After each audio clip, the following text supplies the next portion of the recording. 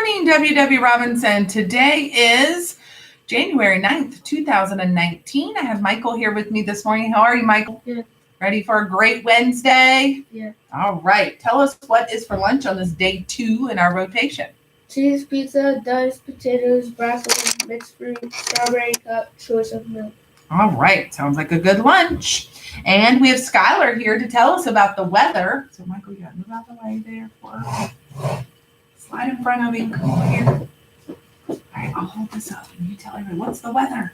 Cloudy. It is cloudy. In fact, there was a few raindrops this morning on my way to school. Did you have any raindrops on your way? No? All right. Thank you. Good job. And we have Jefferson here to lead us in the pledge. So please stand.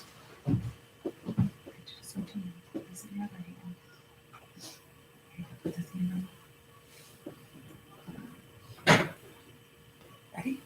I pledge allegiance to the flag of the United States of America and to the republic for which it stands, one nation, under God, indivisible, with liberty and justice for all. Thank you, Jefferson. Good job. Please join me for a moment of silence.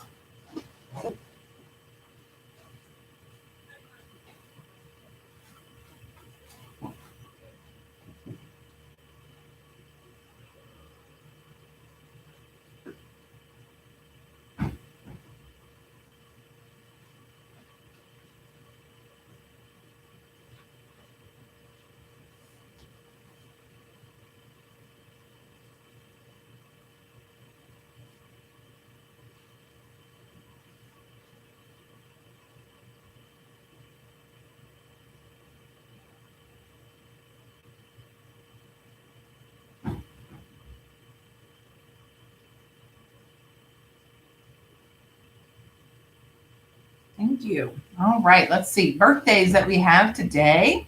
We only have one birthday, and it goes to Alexis Wisecarver. So happy birthday, Alexis. Hope you have an absolutely wonderful day today. And do you have any shout outs this morning, Michael? Jeremy, Tristan, Austin, Miss Gerard's class, Miss Andrew's class, and Miss Wanda's class. All right. So if you remember, our character here is wondering why his dad is coming to see him in the hospital because he comes to the hospital so much.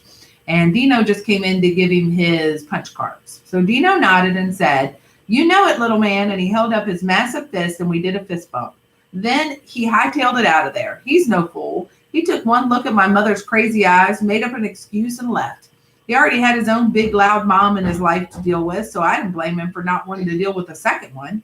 We actually bonded over our crazy moms. One night when I couldn't sleep, I snuck out of my room, past my own sleepy mom, and found him in the patient lounge watching soccer. We competed in the "My Mama's Crazier Than Your Mom" game for an hour. Then he heard a blood-curdling scream, which woke up half the floor. "Ah! Call the police! Someone stole my baby!" Yep, you guessed it, the screamer, my mom. The baby, me. Me. Word around the hospital corridors was that the psychiatric patients heard her all the way up on the top floor and freaked out.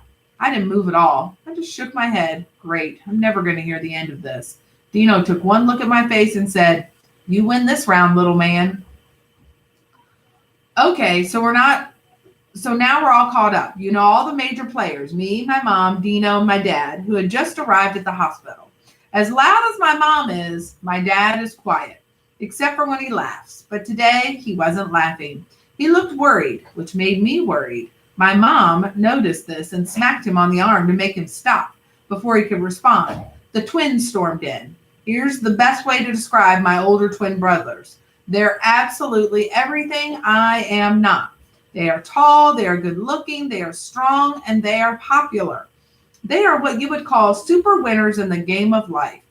Oh, here's the other thing you need to know about them. Where I'm mouthy and have an exceptionally large vocabulary for my age, they're quiet, and when they do talk, they pretty much use one-syllable words. Their names are Brett and Brick, though I secretly give them nicknames Grunty and Mumbles.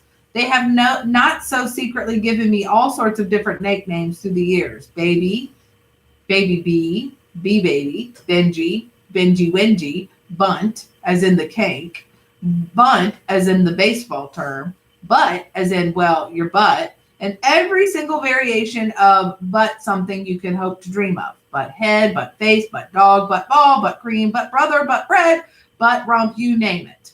They put the word butt in front of it. I'm pretty sure it's just a big brother thing, though they're careful not to let mom catch them calling me butt anything because she overheard them once and they both got in trouble. Tonight's greeting was much more subdued than normal, and I assumed it was because mom already warned dad, who warned them to go easy on me. So Brett just held up his right hand and said, "Hey, baby B, put it up top." Usually when he does this and I try to put it up top, he sucker punches me in the side or even tickles me under my arm. But not tonight. Tonight he just let me, and he even went so far as to comment on it. "Whoa, easy there, Tiger. I'm going to need my hand tomorrow for basketball practice." As sweet and brotherly as this exchange was, it made me nervous. What exactly had mom told dad to tell the twins? Be nice because this may be the last time you ever see him? Before I went too far down that road to the intersection of Doom Street and Bloom Avenue, Brick showed up and dive bombed me in bed. "Yo, what's up, rump roast? How about a side of noogie potatoes for dinner?" Just before he gave me one of his famous noogies, my mom pulled him off me by his ear. "Brick, I told you not to call him that." "No, you said I couldn't call him butt roast. Rump roast is like pot roast, right, bro?"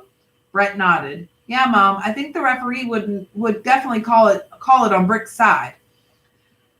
"Both of you stop it right now, or your two rumps will get roasted. Do you understand me?" She said this in her "you better think long and hard about what you say now, or else who knows what could happen" voice. The twins knew this voice well, and they fell in line immediately. Together and in stereo, they said, "Sorry, Mom. This is a hospital. It's not feeding time at the zoo." My mom's tone was still sharp.